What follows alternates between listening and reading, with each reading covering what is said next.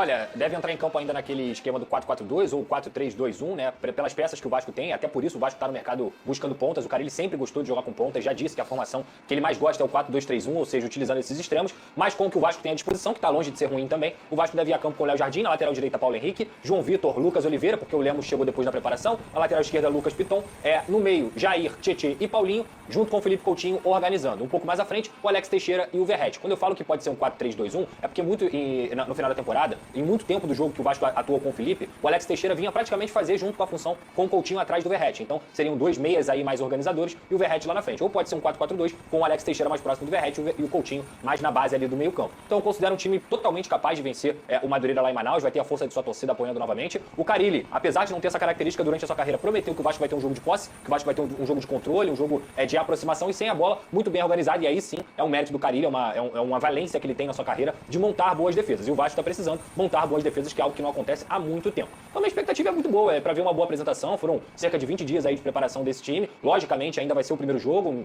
nada de régua de cobrança, de espetáculo, mas eu espero que a vitória aconteça. O meio de campo muito modificado. O principal setor aí que teve mais mudanças é no meio de campo, que a gente está vendo aí 3 jogadores, né, que não estavam atuando no ano passado, o Jair e Paulinho machucados, o Tietê chegando. Essa é a grande mudança. Agora, em relação a essa partida também, ficou uma polêmica no ar em relação ao avião. A gente recebeu notas oficiais divulgadas, né, pelas diretorias, para a imprensa, para o grande público. Primeiro o questionamento do Madureira alegando que o Vasco vetou ingressar os jogadores do Madureira, parte da delegação Madureira no mesmo voo. Essa foi a reclamação, o repúdio do Madureira, por meio dessa manifestar sua perplexidade, a atitude do Vasco que impediu que a delegação fosse junto no mesmo voo. E aí, umas baboseiras aqui, vou te falar, criticando aqui a diretoria do Vasco, um pouco sem sentido.